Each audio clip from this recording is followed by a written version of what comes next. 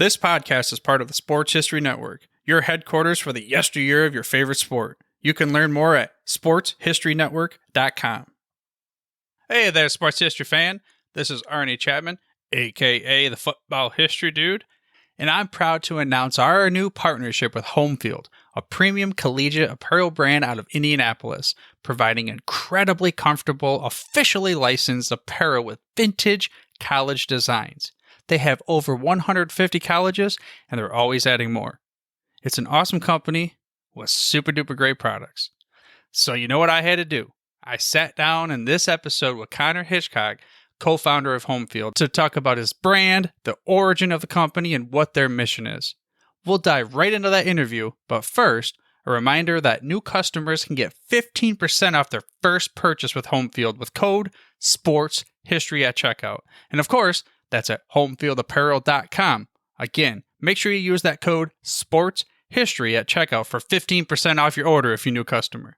And speaking of the Sports History Network, I'm not sure what feed you're going to hear this on because we play these SHN Showcase episodes of our partners across the network to give you a better chance to learn about the sponsors that we have and their origins.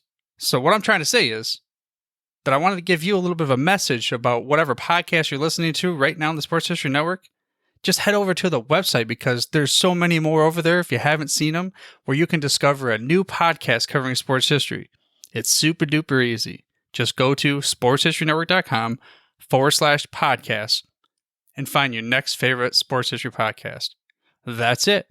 But for now, let's get into the interview with Connor Hitchcock. Let's first start with, I want to explain to me the elevator pitch of what Homefield Apparel is all about and the products that you offer. Our main ethos, the word that we keep coming back to, is thoughtfulness. So we say we create thoughtful collegiate apparel, and that expands in 1,000 different directions. But traditionally, collegiate apparel is not thoughtful, and that is typically, it becomes the shirt that ends up in the bottom of your drawer and you go work out in, right? It's at my university, Indiana, there was a deal of 2 for $15 at the local store for IU shirts. When I was a student, I have plenty of them still that I go work out in, and they're not comfortable. The ink cracks, the designs are boring. It literally is, it's called insert sport here shirt. It's Indiana football, Indiana women's basketball, Indiana cross country, right? So it's not thoughtful. It's normally not comfortable in that way. It's not thoughtful in that designs typically are the same thing.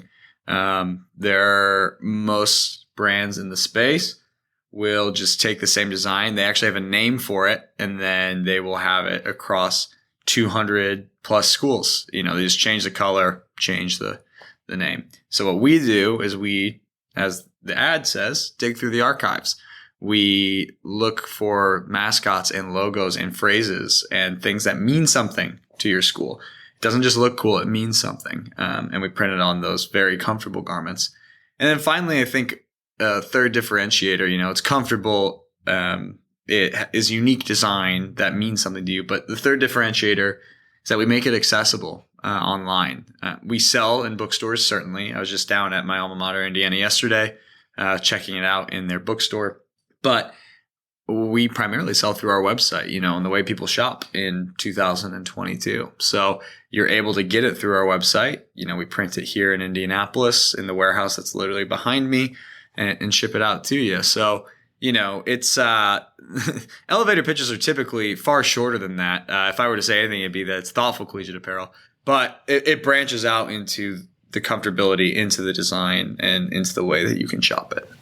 No, I'll even just tell it. Here's my endorsement that I gave when I was my last episode that I edited, and I think it released. No, it releases tomorrow. Yeah, so the episode that releases tomorrow, here's the endorsement to give you, and this is what the listener of my show has heard or will hear.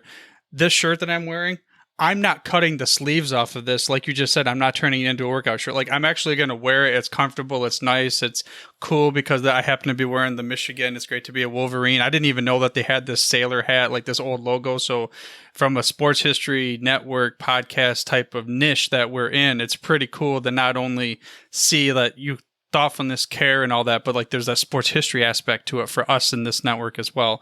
And then just get into the here's the packaging, right? So the shirt comes to me to you talk about online.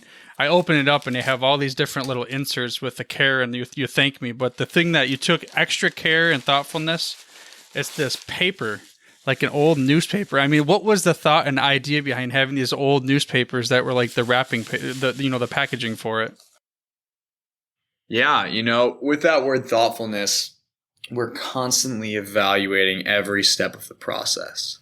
Is it easy for you to shop online? When you reach out to customer service, do you have a wonderful experience? We tell our customer service reps, people will email them all the time, like they'll fix their problem, but then they'll want to be like, oh, I love this logo because it's when I was a student. And we tell our customer service reps, like, talk to them, like have email exchanges. So constantly, yes, we are fixing people's problems, but then it's also like, oh yeah, tell me more about the time you were at Clemson in the 70s. We have DM conversations on Twitter with people constantly, just about anything and everything, because we want it to be a thoughtful experience. And that includes packaging. So packaging, when we launched the brand in 2018, 6 months prior to launch, wanted the packaging experience to feel like you were opening up some history. And so newspapers, I love newspapers. They've kind of gone the way of the dodo bird, though.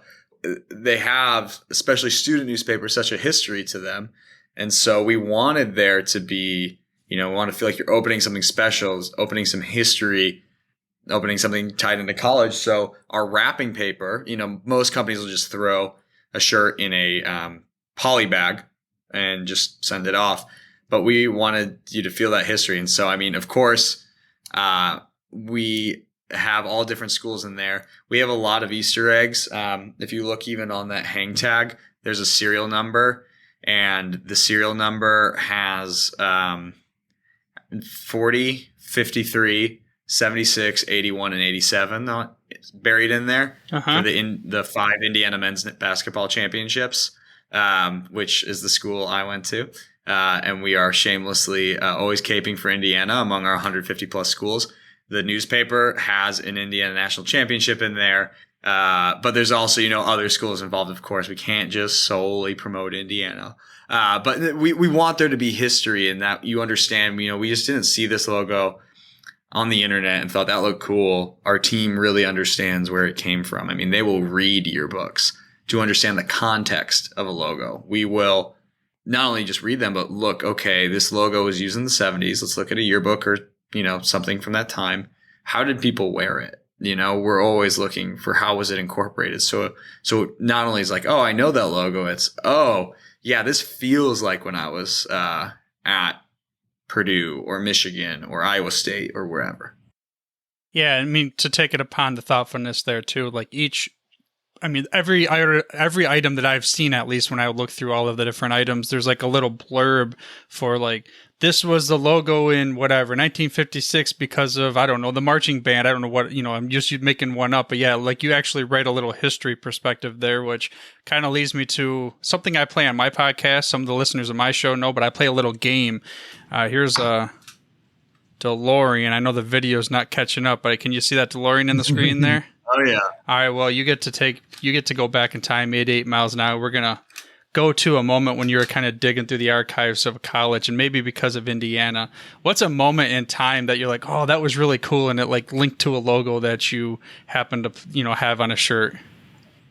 Yeah, absolutely. So I'm not, I do have actually these ties with Indiana on the design. I do not head up design. I'm mostly marketing, but I used to do some design. And so if I'm really digging back when we first started, I was doing research on Indiana football, which is my siren song, because they are, the program with the most losses in FBS history. But I love them. And in 1958, I saw some memorabilia from that year, and I noticed everything was light blue. And I was like, that's not, Indiana's crimson and cream. Like, what's going on there? So I did some more digging, when Phil Dickens became the Indiana football coach in 1958, he had them wear baby blue uniforms for a season to, quote, reverse the fortunes of the program in the 50s. That's how bad things were. And so they went 5-3-1 that season, which is great for Indiana football, above 500 record. And so we put the logo, the IU logo at the time, which there's the interlocking IU, they've really settled on one the last 20 years, but there's 1,000 different variations where the U is higher than the I, what's overlapping what, all that. And then Illinois would steal a ton of them too, even though we're IU and they're U of I. But we took that IU from the time where the U's a bit higher and we put it on a baby blue shirt and to commemorate the 1958 season. So that was one of my favorites to learn. It's also just very funny because of my personal experience with this unfortunate football program. But it's stuff like that we get to do. And we were really fortunate. When we went to the IU licensing department, they said yes, that we could put it on there because, you have to get everything approved by each licensing department. And again, these are fully licensed, like you said. This is something approved. The listener of the show doesn't have to worry about getting something that, FBI is going to knock down their door. I guess it wouldn't be FBI. It'd be something else. But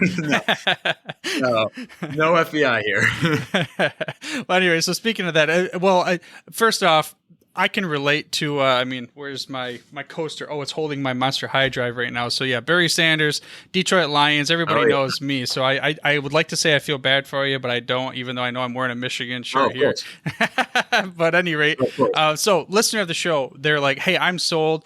The football history dude told me he's not taking the sleeves off of this thing, so he's going to wear this proud out in public. I mean, where can the listener of the show go to purchase a shirt of their own? Absolutely. Our website is homefieldapparel.com. So you can shop it there. We are slowly, actually pretty quickly, making our way across bookstores too in the United States.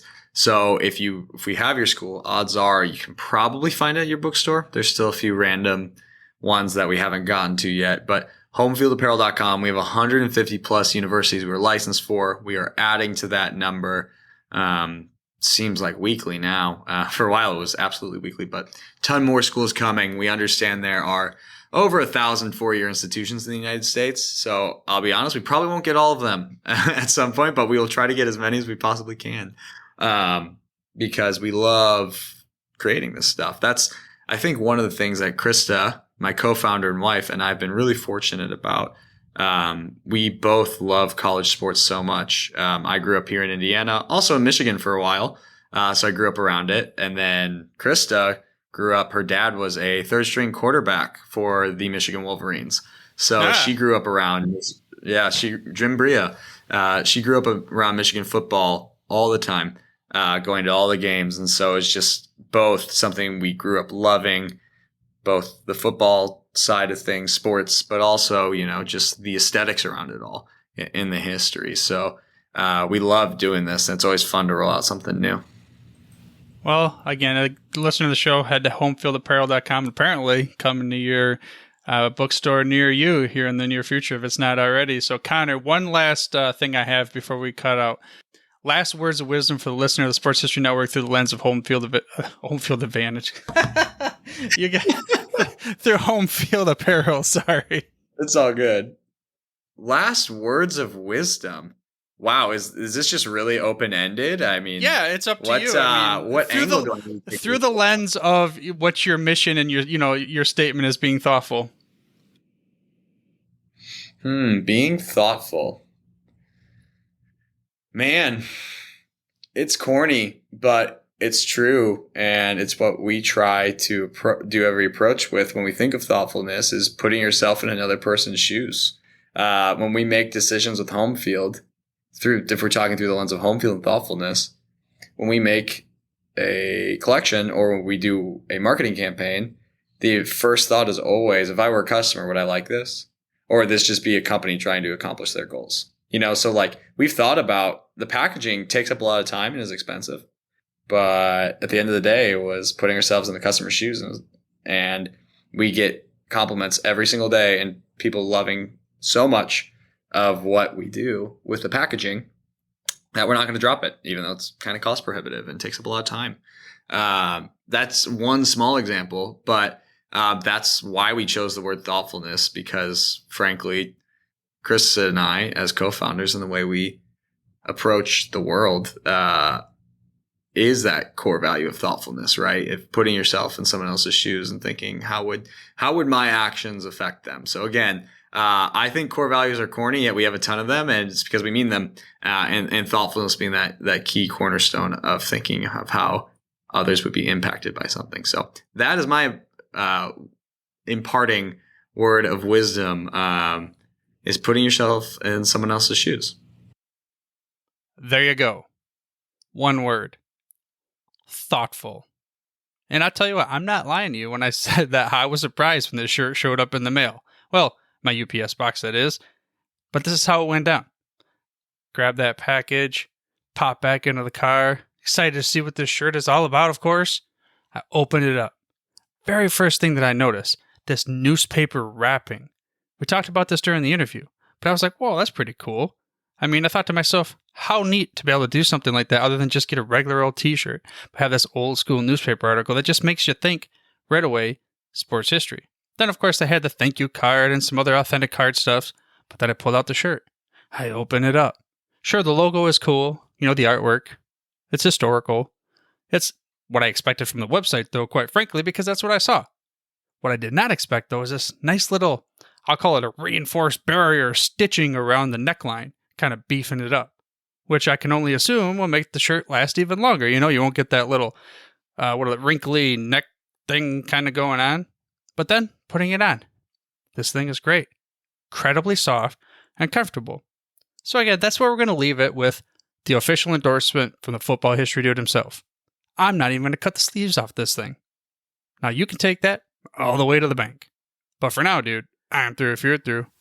This podcast is part of the Sports History Network, your headquarters for the yesteryear of your favorite sport. You can learn more at sportshistorynetwork.com. Bar coming up the middle, free safety, gotta get it go. Allen steps up. Jumps over the defenders to pick up the first. The sideline to use Curry, way downtown,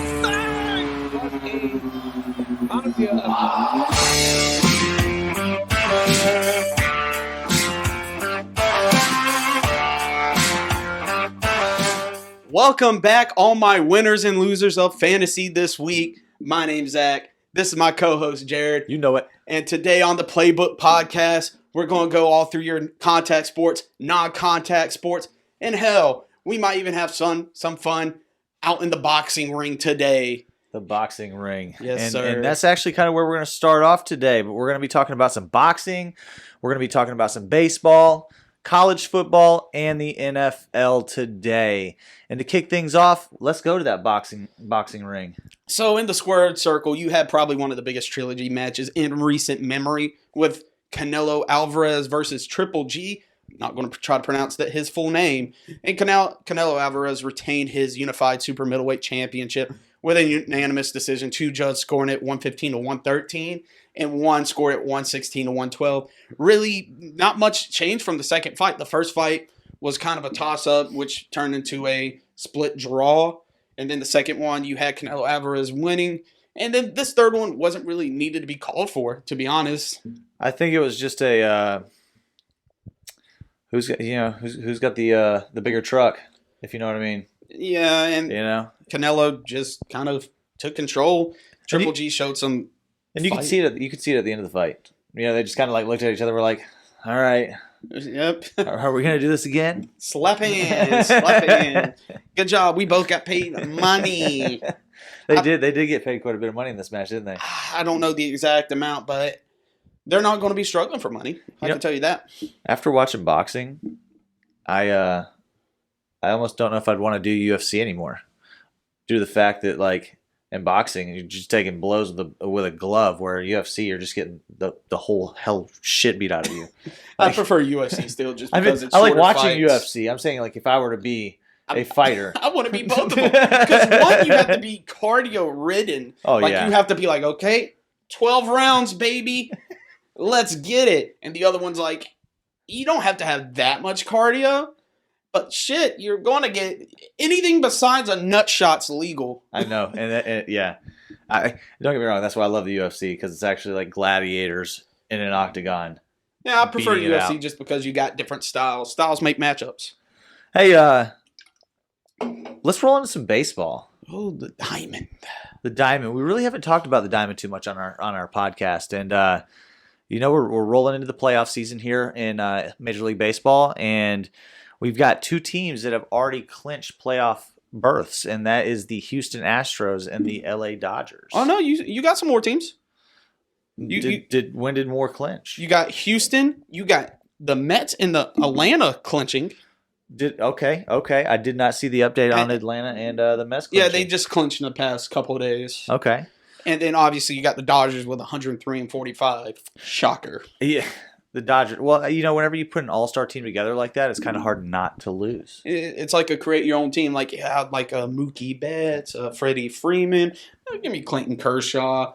I mean, let's just do all this. Let's just have a full. Instead of picking all-star players for the all-star game, we're just going to send the Dodgers to the all-star game. It's like that friend. Remember playing like sports games, and it's like they're like, I'll pick the worst team and still beat you. And you're like, wait, when did Clayton Kershaw play for the Pittsburgh Pirates? Hold up. Right. Freddie Freeman. And it's like, no, you put this team together, you jerk. No, I mean, now currently the Yankees and the Mets, I was getting to the Mets, is they both hold the number 2 seed right now. Respectively in their conferences. So I mean, and then also tonight with the Yankees playing the Pirates, we're watching to see if old Aaron Judge can get number 61. He's tied with the big Babe right now. Yeah, everyone besides Boston fan loves hearing that name. God, hey, I hate New York Yankees fans and Red Sox fans. I'm a diehard Yankee, baby. But you got the Rays at the 5 seed. Yep. And we got the Braves at a 4 seed right now. Yeah, the Braves are only one game back from the Mets, and that could flip-flop. That could flip-flop because the beginning of postseason doesn't kick off until October 7th. Yeah, October 7th. That's coming up. It's only like 2 weeks away, man. I know to think about that. 2 weeks away. My Braves are going to make the playoffs, so I think the Braves will make the playoffs. I think the Braves can make a deep run in the playoffs. Do I think they'll make it to the series again? I don't know. Yes. You think they'll do the series? I'm only saying this because I'm a Braves fan. Yes. I'm back to back, baby. I'm going Mets. Bump the Mets. I'm going Mets on this one. Bump the Mets. I'm just METS, Mets. They choke in the playoffs or big time spotlights. Look, I'm a Yankee to the core. I know we're gonna get in the playoffs, but I think we're just gonna lose out of the playoffs. Oh yeah, you're gonna get beat by Houston. We have players. It's just I think they need to get rid of some of these older folks that they have on the team and go ahead and just retire. Not the older fogies. Come on, man. Get some youth in there. I mean, look what the Mets are doing with all the youth that they have. The Mets have swagger, man. They come out ready to play baseball. I hate the Mets. I do too, but they come out having fun. I mean, I have fun. Doesn't mean I'm good at anything. I think I think Houston could make a deep run in this playoff run, but I don't like Houston this year. I mean, Houston has been good lately. Besides the cheating scandals, They're always hitting trash cans. I mean, they're kind of like the Patriots of the NFL world. We're just gonna beat drums on the outfield. Okay, it doesn't mean anything. I would say the Dodgers are more Patriot. No, the Dodgers are this era's New York Yankees. Don't say that. No, think about it. The Yankees always had the most powerful players because they could pay for them. They could buy them. Well, now LA is doing the same thing. LA is buying every single player that is because everybody wants to be in LA. 95 and up on Madden. Oh, you mean 2K? Oh, I'm sorry, 2K. No, the show. That's what it's called. The show. I was just playing it like 30 minutes ago. But no, yeah, I think the playoffs are gonna be fun this year. I hope my Yankees go deep, but I don't see it this year because I think they need to get rid of some pieces and add some pieces. I think the Mets will make a deep run in this year's playoffs. I think it'll end up being the Dodgers and the Mets for the NLCS. You think so? Mm-hmm. Yeah. Dodgers and Braves. Dodgers, Braves? I don't think the Mets choke. They got to prove to me that they don't choke. I don't know, man. I like the Mets. Out of the AL, I'd say it's going to be between probably Houston and I would love it to be the Yankees. I'm thinking it's going to be the Yankees because they scare me, man. It's like everything's on Aaron Judge's shoulders, I feel like. I mean, you'll have games where like our guys come together and they'll all start hitting the ball, but like typically it's, hey Judge, can you hit a home run right quick so we can get some points? I mean, just right now it's 4-0, and Aaron Judge didn't hit that. You're right. I can't. But they're playing the Pirates. they're playing the Pirates that are already already out of contentions. They've only got 55 wins this year. And we almost lost to them last night. Almost. If it wasn't for Giancarlo Stanton's like grand slam, like we literally would have lost that game last night. I hate him too, but I think we're done on the diamond, don't you think? I don't know. I could talk a little bit more about the diamond. It's a fun time of year to talk about the diamond, but yeah, let's move on a little bit. Let's go on to some NCAA for you casual fans who don't know. That is college football, baby. And to be honest, nothing really. This was cupcake week. It was. Cupcake here, cupcake there, cupcake everywhere. I mean, you have Georgia just. I don't know what South Carolina did to deserve that. Yeah. Georgia just said, "Hey."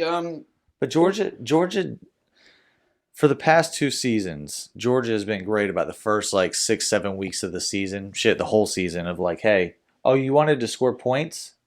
Oh, we didn't game plan that. No, Georgia grabbed little old South Carolina was like, you look like Alabama. What?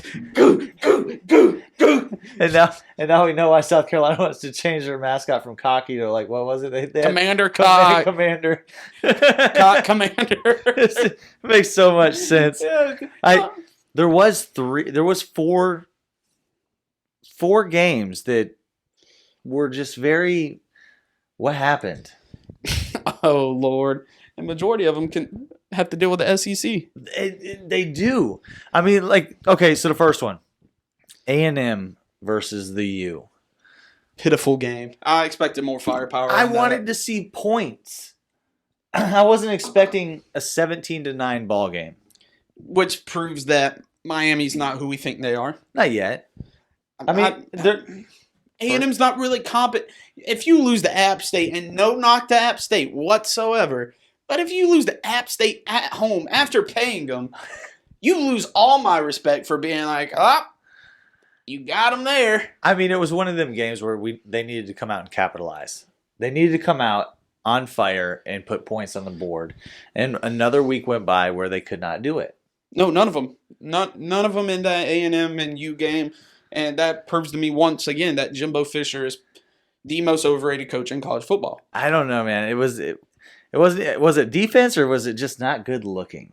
I think it wasn't good looking. If you want to ask me, like Miami's quarterback should have been like this hot shot. Yeah, Dick Van Dyke is supposed to be like the next Dallas Cowboy quarterback, apparently. Exactly, and all of a sudden, birds. I'm telling you, for the recruiting class that A&M had to be the number 1 recruiting class and to be what they're supposed to be, they should have walked through the U. They should have walked through App State.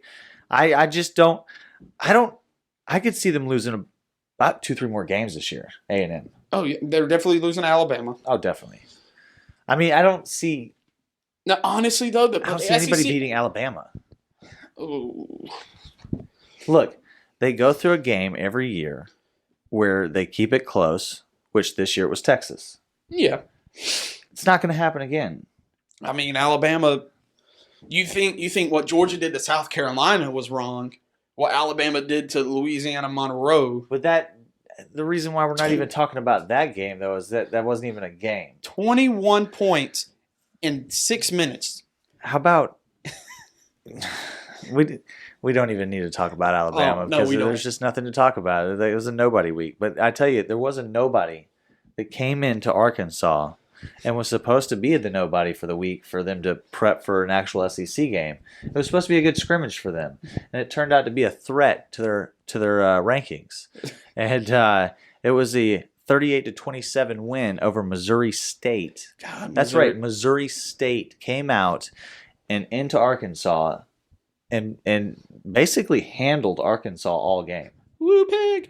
I mean, Woo pig. that was too close for my blood. I think they should drop in ranking. I think they stayed at 10, and I think they're lucky for staying at 10. But I think they should have dropped down to at least 12 for like barely beating. I mean, a Missouri State. A win's a win, and I don't really see, like, looking at the scoreboard here, Michigan State losing to Washington. I mean, Washington's a pretty decent team, so, and they're undefeated. yeah. Then you got BYU. BYU got smoked. Smoke checked by. What happened? I mean, we all watched the Oregon-Georgia game, right? We were all like, Bo oh, Nix wow. decided to play. We were like, wow, Oregon is in a complete rebuild this year. And then turn around and they make BYU look like, why do we have them ranked in the top 15? Who did they beat again? Oh, they beat Baylor? Yeah, so I mean, that game shocked me. I watched that game and I was very shocked at how Oregon just controlled it. Dude, Bo Nix was like, I'm not playing an SEC opponent anymore. Yeah. I can show my true talents. But does that show you though, like how dominant I guess the SEC can be? I mean, I take that back. How dominant a couple SEC programs can be. Georgia, Alabama, I almost want to put Tennessee up there right now. Kentucky. I would be interested in putting Kentucky up there as well because these are two programs that have like literally worked from the ground up and have. But the sad thing is, we're not in the 12-man playoff yet, and Kentucky and Tennessee plays that bully in Athens. Yeah, that's gonna be a fun weekend. Oh, That's gonna be a fun weekend. I can't wait till that game. I'm not. What about USF in Florida? I got 2 words for especially you as a Florida fan. Y'all got lucky by bad snap and hold. Well, There's no well. we got lucky by bad snap and bad hold. It was just it's like what we're going to see out of Miami. I feel like over the next couple of weeks is basically you're going to see these teams with the first year head coaches and their first year programs. They're going to be going through this. If they win, it's not going to be by much. And if they lose, it can be either really bad or it can be close. You know what I'm saying? It's all building. I'm sorry, like, even with this first year coach that you're talking about, like, y'all as a program should not let University of South Florida come down to a field goal where if the holder catches the ball right, places it down right. That's game. And mind you, he almost made it. No, he did. It was a very hard slice. But you say these things. Looked like my golf swing. You say these things. But App State walked right into A&M and it wasn't up to like a field goal. It was. And I said what I said about A&M earlier. I have no confidence in them. I get what you're saying about that, but where I'm going though is to the first year coaches. I mean, we can't hit on them that hard. Oh no, I'm not. That's what I'm saying. Like, I'm not blaming the coach for this. I'm blaming team performance. No, 100%. I feel like the energy was not there on offense or defense this week. It seemed like week 1, the offensive energy was there. It seemed like week 2, the defensive energy was there. And week 3, it just seemed like there was no energy there. Everything was off in the sauce. Yeah, it did. It did. And I mean, but that's what happens on Saturdays, man. You know, like you could be 41-20 Oregon over BYU, and next week score 10 points. You know, I mean, any given Saturday, anything can happen. Any given Saturday. Now, speaking about any given Saturday, we're going to start our new weekly tradition with college pick'ems. Where we're gonna pick about 5 games, and we're gonna choose, and we want you guys to comment on it. And then next week you'll see when we get in our college segment, little scorecards above us, see how our record is, and we're going to compete this year. And loser, we'll figure that out later. Yeah, we'll figure that out. So week 1, we got A&M versus Arkansas. A&M is They're a 2-point favorite favorite, which because it's in A&M. okay. Who you got first? I'm going Arkansas. Woo big. I'm going to go Arkansas. I just feel like they have it put together. They have their starting quarterback. They have all their pieces there. But I just feel like A&M's still going through this. What's the score? That score right there to me is going to be a 28-24 game. I also got Arkansas, but not as close. Arkansas's offense, they got surprised. I'm not going to lie. Teams face it with a cupcake. You underestimate them, then you have a scrappy game. A&M's offense is just, it's not it for me. I got it 35-14 Arkansas. Down go the Aggies. Here goes a tricky one. Ohio State and Wisconsin. Oh, the old cheeseheads. No, I got Ohio State 45-20. 45-20, huh? Dude, it's going to be a slobber knocker. Wisconsin doesn't have the firepower to keep up with Ohio State. I got Ohio State winning that game as well. I don't know if they'll put 40 plus up, but I think it'll be a 38-14. 38-14? 38-14. Okay. What's your next one there, buddy? Next game I got up here would be Florida at Tennessee. They got Tennessee by 10.5 points. Okay, so who do you I'm gonna go Florida with the upset. Oh my God. We've been sucking ass for 2 weeks now. I'm hoping Coach can pull some stuff out of the woodwork, but I got us winning 21. No shit. You can't even say a score. I can't because Tennessee can run points up the board. Give it to me. You know what? 28-13 Florida. Oh my. I got Rocky Top. You should. Yeah, I got Tennessee 35-10. 35-10. In a rout. In a rout, huh? They're just a better team. AR 15. This is just so we can spice it up because yeah, I think we're gonna agree probably on. Oh no, there's one I know we're not going to agree on. And is that going to be the next one we talk about? No, it's not the next one we talk about. But okay, next one we got is USC versus Oregon State. Oof. Who you have? Oregon State. Oregon State. Why Oregon State? I'm picking Oregon State because USC has lost the last 3 times that they've played in that stadium. I'm going Oregon State, and I'm going Oregon State 30. No, you know what? We'll go high on this one. I'll go Oregon State 42, USC 38. I got the old Trojan. It's too early for the Pac-12's playoffs hopes to tank. I got Oregon in this 42-14 game. Really? Yep. This is gonna be good. This is, and then we got the last one. Old Bo Nix and the Fighting Ducks versus Washington State. Yeah. I got Washington State in this one. I feel like Bo Nix, after having this amazing game, he's going to falter a little bit. Oh, he is going to tank harder than a fat person in water. I liked Washington State in this game too, so I'll go Oregon. I got 38-7. Okay. You don't have to go Oregon. My bad. Just because I want Washington State. I should let you finish your prediction there. I'll go Oregon. I'll go Oregon over Washington State, and I'll go 28-12. 28-12? 28-12. I like that a lot. And if you want to play with us at home, ladies and gentlemen, leave in the comments your predictions. Either go with me, go with Jarod, or go with your gut. And if you beat us, we'll have you up on the wall. Yes, sir. We'll post you. We'll tag your name and everything, and we'll make you a part of this show. Yeah, and we hopefully won't lose because I don't plan on losing. We stay in this. Now, I know we hit on the rankings a little bit. There was a couple spicy ones I wanted to talk about and get your opinion on. Okay.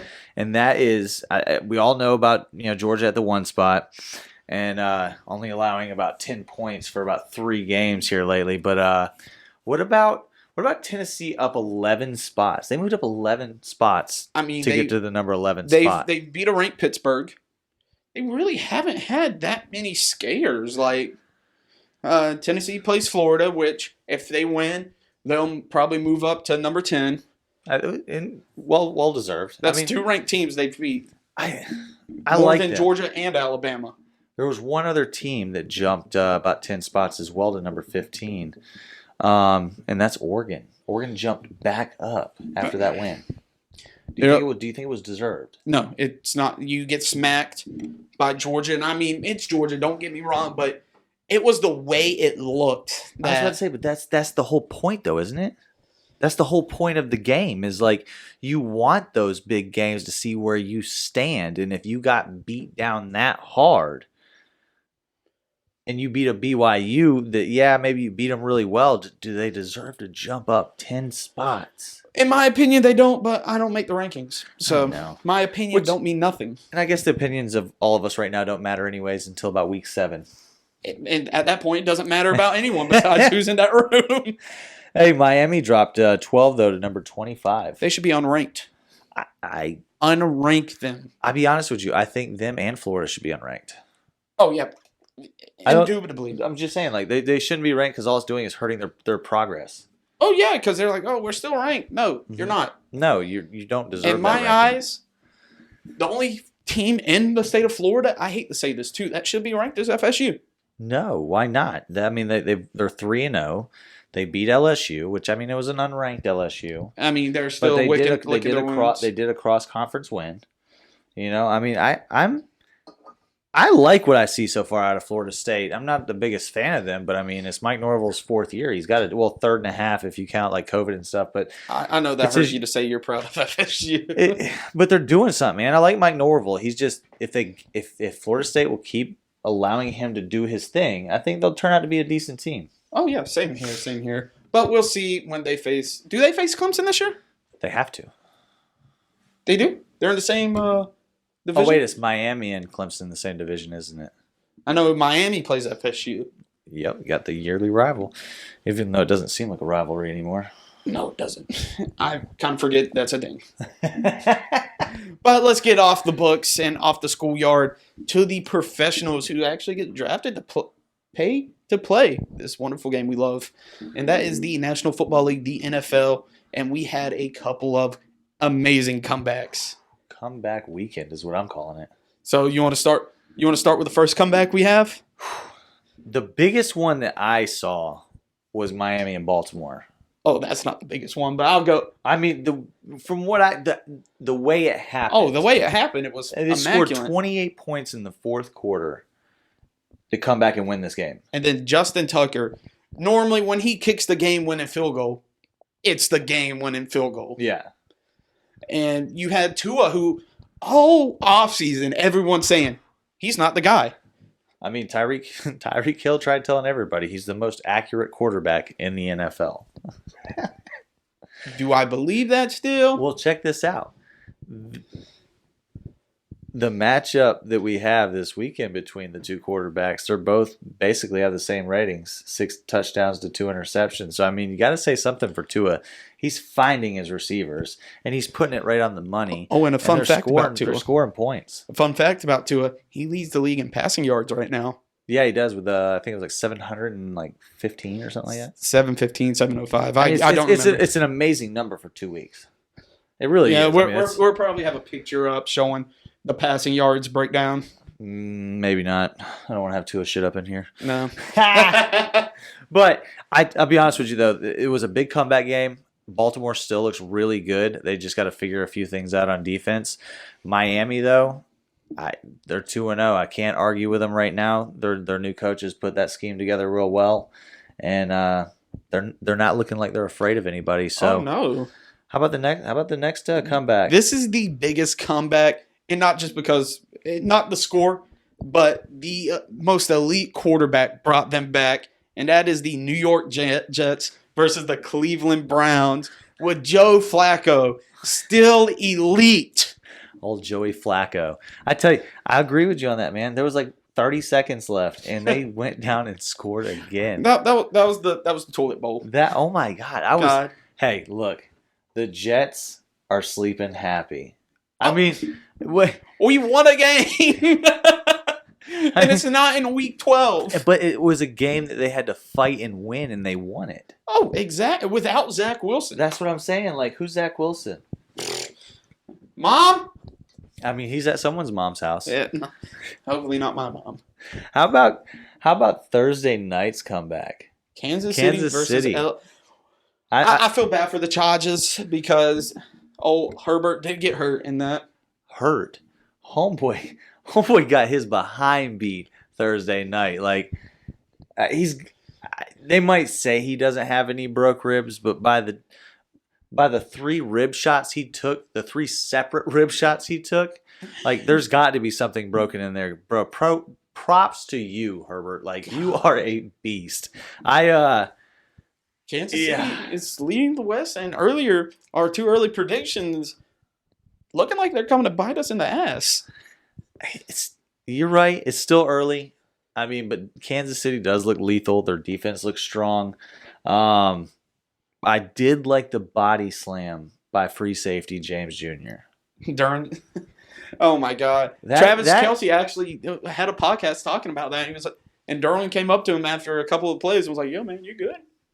Hey. Sportsmanship, dude. Sportsmanship. I love the sportsmanship, but I love how football might be coming back. I'm glad they didn't throw a flag in that situation. Oh, no. They shouldn't have. I mean, come on. These guys used to wear leather hats and tackle each other, and now if you want to call them hats. But I'm just saying, like, now we're playing like 2-hand tag for a few years. Now I'm hoping like football's coming back again. It's not going to come back to the days of Sean Taylor and all that. How about one of the craziest comebacks of the weekend? Hunter Renfrow. That's all. Like 2 words I gotta say. How do you do that, dude? Like they were down 20-0, weren't they? I feel so bad for him. Dude, the Las Vegas Raiders, like, I have so much hope for you. And y'all are just throwing it away. Like, I had y'all winning. And now they're 0-2. Like, I had y'all winning, and then y'all do this to me. I'm with you on this, brother. I had them winning as well, and it kind of bit me in the booty on that. It's only week 2, so we might be overreacting. We had a couple blowouts this weekend. Oh, yes. You talk about yours first. I like how you worded that. Talk about mine, because the funny fact is the 2 blowouts were our favorite teams. Yes. And I'll be honest with you, I think both of these blowouts were like kind of unexpected. Both of them. Yours was a little bit more expected.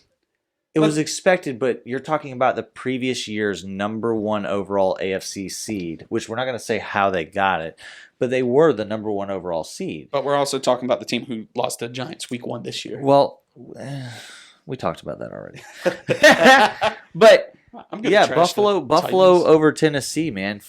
The whole 4th quarter, we didn't play none of our starters. I saw that, and I was just like, I have never seen in the NFL game, the National Football League, people who come from college that get paid millions of dollars. And they're like, you know what? Just take the 4th quarter. 41-7? Hey, Josh. Stefan. You guys come over here and sit on the sideline and y'all do trick shots. Have trick a shots. Have a Gatorade.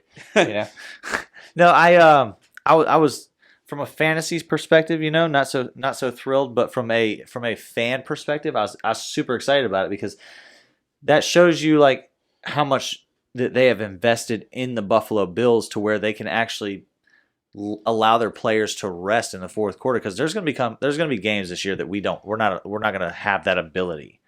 So if we the way y'all are looking right now, like they're. I mean, we got Miami this weekend, and that's going to be the game of the week. But we'll talk about that later. You're right, but that blowout against Tennessee, I think, shocked a lot of people. And did you see how many injuries there were in that game? Oh, well, I mean, we had Buffalo Bills trying to decapitate other Buffalo Bills and sending them to the hospital. We had Buffalo punted for the first time in like 5 games. Yeah, punted twice. and it didn't matter because as soon as they punt it, they would muff it, and Buffalo would get the ball back. Like it just seemed like It was just no an matter extra what pass would play. happen, Buffalo was on top. And I mean, hey, as a Bills fan, I'm super excited, but wow, watch out. Yeah, you better watch out Buffalo's the AFC coming. South. The- Because the number one team in the AFC South as of September 21st in the year of our Lord, 2022, you have the Jacksonville Jaguars, Team Ice Cream. Team Ice. Team- Hey, I've been calling it. Calling it. I had to throw that. But Jacksonville, they kept that record alive and broke a record, broke a streak. What was it? They were 0-4 against Matt Ryan. Oh, I didn't know that. They were 0-4 against Matt Ryan until last Sunday, where they made Matt Ryan look. Like a rookie. He made him look like Marcus Mariota back in Tennessee. I'm telling you guys, like, I was watching that game and I was shocked at just like how Indianapolis cannot get anything Dude, going. That's I'm- 2 weeks in a row that they couldn't get anything going. But, like, the way the defense looked, they looked fast. They looked sharp. 3 interceptions. We're only behind the Bills on turnover differential. The Bills, who's been destroying people, and then Trevor Lawrence looked like a quarterback. Like, I don't like how people give Trevor Lawrence a bunch of shit. Like, I'll be honest with you, because I think Trevor Lawrence is going to turn around and be a great quarterback. It was just he's got the right scheme now. He's got the right coach, and he's got the right people around him. Yes. I think he's going to have a stellar year. I just think it's kind of like how I feel about Josh Allen's first 2 years. well, that, but also like your fan base. Floridian fan bases can be god awful. I love my fans in Florida so much, but they can really hinder what a program's trying to do. And even though it's all on social media and things like that, all that stuff ripples through the airwaves and it gets back to them. If they give Trevor Lawrence a little bit of love, bro, They're giving him love this week. Pull a Bills Mafia, bro. Get your fan base to do a donation and like as his number on his jersey to his organization. I mean, hear me out, guys. Look at how well it's done in Buffalo. We donated to Andy Dalton. I'm not going to lie. I thought you were about to say just start jumping through tables, and I'll be like, I'm down. I mean, you could, but it's kind of a tradition in another team's favor. We might get upset about that. I wish we played y'all this year in Jacksonville. It wouldn't happen because we'd lose. We'll We'll steamroll everybody and lose 9-6 in Jacksonville. I'm sorry. I got to bring it back. That last year, I don't know what happened. I do. Do you believe in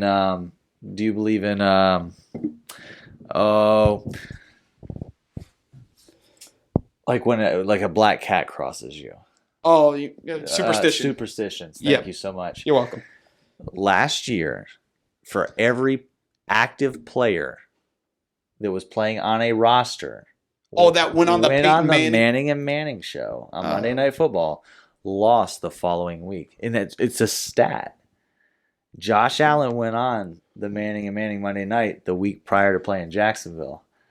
And then we just lose 9-6. Oh, but also the 3 wins that Jacksonville has, the Buffalo Bills knocked them out the first seed.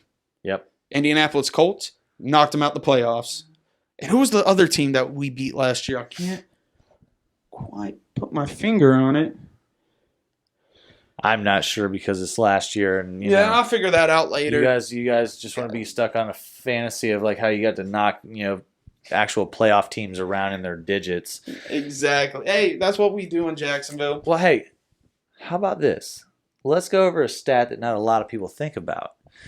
That is, for teams that start 0-2, the percentages of them making the playoffs is like almost nothing. Yeah, and have you seen the teams that are 0-2? Tennessee. To name one of them, Tennessee, Carolina. Indy. Indy's not 0-2. Indy is 0-2, son. 0-1-1 is 0-2. Nope, that's 0-1-1. I'm telling you, bro, that's going to keep them out of the playoffs. Oh, probably. Cincinnati, bro, is 0-2. That Tell me about most it. expensive offensive line is 0-2. Most expensive piece of paper. It really is, and I bet you 3 of those don't make the playoffs this year. Oh, let's see. Who else is 0-2? You got Nobody. Las Vegas. Well, yeah. Oh, I thought we said Las Vegas. Yeah, Las Vegas. Las Vegas 0-2. Tennessee's 0-2. Indy's 0-1-1. Houston's 0-1-1. And Cincinnati's 0-2. The rest of them are 1-1 or 2-0. Are you sure that's all of them? I was looking through the schedules this week, and that's what I was seeing. Yeah. I'm not going to delve deep into that, but yeah, their playoff hopes take a huge hit historically. They diminish after 2 losses at the beginning of the season. But let's roll on with games of the week that we have. Oh my gosh. You started off because it's probably the biggest game of the week, in my opinion. I think it'll be one of the biggest games of the week, and that is going to be the Buffalo Bills versus the Miami Dolphins in Miami. Both teams are 2-0. They have both strong starts to the season. Both quarterbacks have 6 touchdowns, 2 interceptions apiece. Tua leads in the passing column by about 110, 20 yards. He's killing it this year so far, as well as Josh Allen. Both quarterbacks are looking really good. Battle of the East. And both defenses are looking really good. Yeah, now we're going to see which defense could hold which wide receiver core. And that's going to be the question. And I feel like Miami has a touch of an advantage there. As much as I'm a Bills fan, and you know me, I'm going to be like Bills all the way, and I think Bills will win this game because I am a Bills fan. But if we're talking about cornerbacks, they have the advantage. Mm-hmm. They have a big advantage. And who's your prediction in this game? No, you don't want my prediction. Oh, my God. You don't want my prediction. My prediction of this game is the Bills are going to win this game 49-21. I'm actually going to bring a shocker in on this. Miami wins another close game. And this is in Miami? This is in Miami. I'm telling you, that energy is there in Miami Stadium right now. Miami pulls up a nail-biter, 42-38. 42-38. And do they pay fans to come to the game? Because it's hard for them to get attendance anyways. No, they saw what happened last week. I mean, and they finally have hope. Majority of the fans last year's game down there were Buffalo Bills fans. Oh, you're going to see half and half. Half and half. That is horrible. I mean, that is horrible for Miami to be a half and half stadium. That means there are more Bills fans in your area than Dolphins fans. There's more Packers fans here Go than Bills. Jacksonville. Go Bills. How about you get us on this next game? So we got a big fantasy barn burner coming up with Detroit versus Minnesota. You got a newcomer, Amon St. Brown, torching up everything. You got Jay Jettas. You got Dalvin Cook. You got DeAndre Swift. You got Kurt. I can't play in primetime Cousins. And then you got Jared Goff. And it's going to be a barn burner. You have both offensive. Just put up high numbers defense. If you don't like defense, you're going to love this game. I have Detroit winning 48-41. I have Detroit winning 35-31. And I think it's going to be a very pass-happy first half. And then depending on which way it goes in the first half, I think there'll be a lot of run offense in the second half with Detroit. And that's why I have Detroit winning at 35-31. I think they get a big jump. I think they do what they've been doing all season so far is they'll get a good jump. They'll go up 28-0, something like that, 28-7. And then they'll just slowly let that team come back in the game throughout it, and then they'll score like one more at the back half with like DeAndre Swift. So they said Matt Stafford who? I got Detroit 35-31, and I got them going 2-1. 2-1. I think Detroit. I'm telling you, like I told everyone at the beginning of this season, I think Detroit, not just because of HBO and everything, but they just have like this swagger to them, man. They have like this coolness to them, and I like it. I think the Lions could do some cool shit this year. Okay, yeah, hit them with the next one. We got on deck. San Francisco and Denver. San Francisco has got Jimmy G back, so I think San Francisco has a completely different appeal right now, and I think the 49ers. I think the 49ers could win this game, and I think the 49ers will win this game because Russ has been pretty rusty since he's been in Denver. He hasn't been the same old Russell Wilson. You beat Houston 16-9. Their coach doesn't know how to read time, supposedly. No, so I got San Francisco winning this game, and I got San Francisco winning this game 28-17. 28-17. Oh, that's close to my prediction. I also have San Francisco winning just because they have a more competent offense, it seems like. George Kittle's projected to come back, which will help Jimmy Garoppolo. You got Debo, you got your running backs and all that. I feel like Jimmy Garoppolo is the quarterback for the 49ers, even if Trey Lance wasn't injured. Yeah. I'm not high on Trey Lance, but that's neither here or there because he is out with an injury. And then Denver just looked off time. Like, you're supposed to be fighting for this AFC West title, and they just don't. 1-1 against but they don't look two of the worst teams in the NFL. They don't. They don't look good. They're not clicking like we all wanted them to click at the beginning of the season. Like we all hoped they would click at the beginning of the season. Mm-hmm. I think it's the San Francisco show right now, and I think San Francisco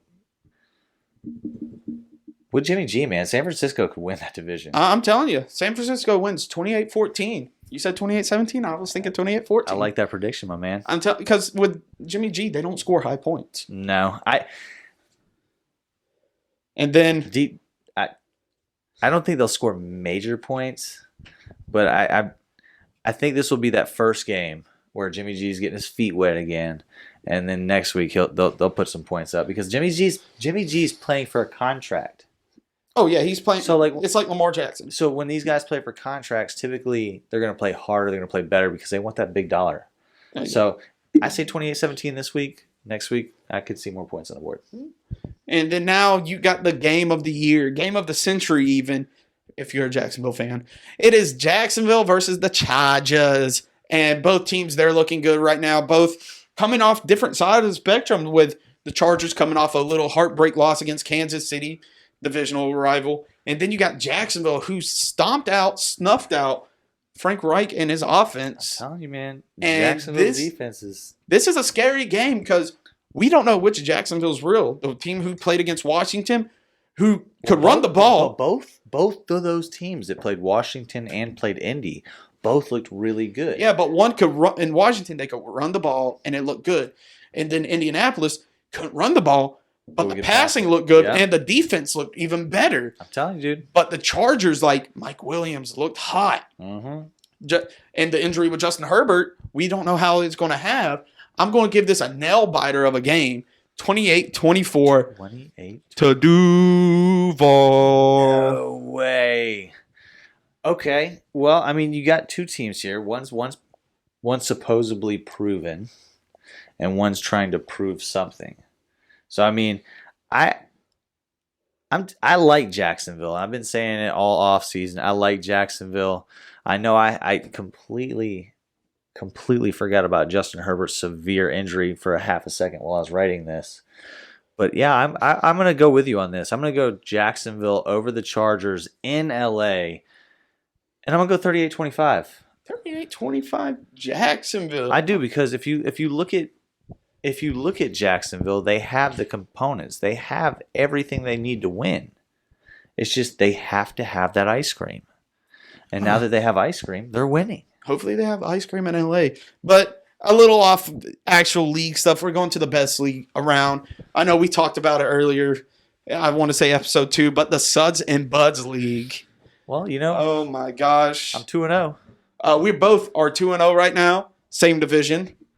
Your boy Jarod's in first place by a couple points. I think I had a much better draft in this league than I did in the in my dynasty league, and I think it's going to really help me for winning the rest of this thing. So let's break down last week's game, okay. And I'll let you break down yours first. Well, last week I played Mr. Mahomes alone, and that game turned out kind of scary for me. I ain't gonna lie, I was winning majority of the game. You know, Jonathan Taylor didn't do me any favors.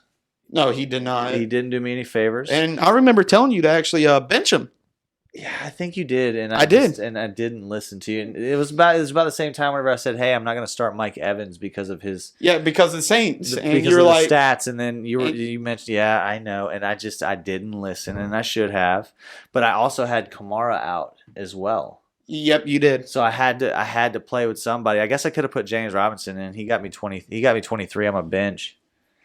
So I mean, Would've been a close- you would've talk been- about how the running game really wasn't there against Indy, but it kind of was. Because he only had that 36 yards. My big players this week were Lamar Jackson, got me 62.8, and Jalen Waddle with 58.2 in our league. Godly. And then, well, with my league, I played the New York Blazers, who, in all honesty, they're 0-2. They've gotten mollywopped twice, and I was one. It was 160 to 202. I don't have to worry about a nail biter. Yeah, I think this week's game is going to be your nail biter game because oh my gosh, the team you got to we're good with that. We're good with that. Woo! But my lowest score was the Bengals defense, 3 points. Oh, you got 3 on that. But the guys that kept me afloat was Amon St. Brown, like I said earlier, with a 58.8 points, and then I had Rashad Bateman with 34.6. I like Rashad Bateman. Oh my gosh, he is amazing. I think Rashad Bateman is just going to keep trending up and up from here. I mean, he's the number 1 in Baltimore. What? Nothing to lose, man. Yeah. He should be started on every roster. I think Bateman should be started on every roster.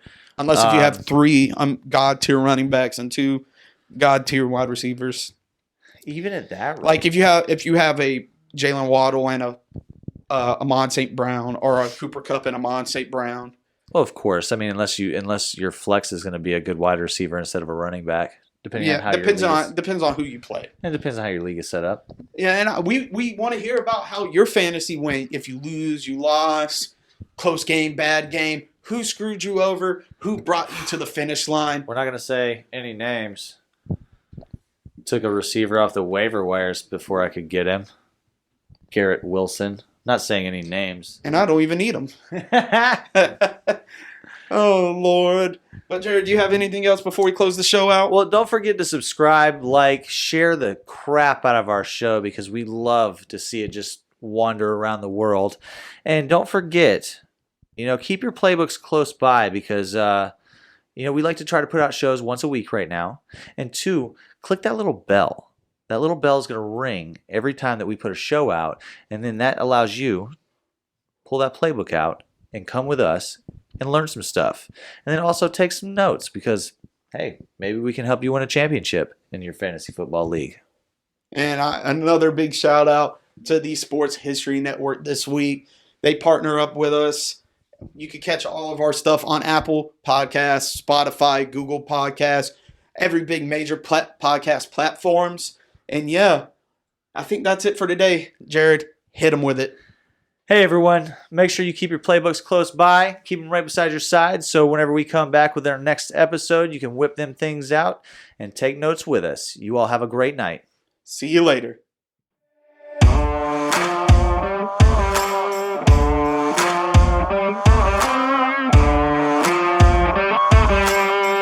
At the Sports History Network, we're all about sports yesteryear, and so we're so pleased to introduce you to Row One, an online memorabilia gallery and shop that brings your sports history to life anywhere. The Row One gallery includes over 5,200 gorgeously reproduced prints of team posters, game program covers, game tickets, advertisements, and more in baseball, pro and college football, pro and college basketball, and more. And any gallery item may be printed in a variety of sizes on wood, metal, canvas, acrylic, or poster paper.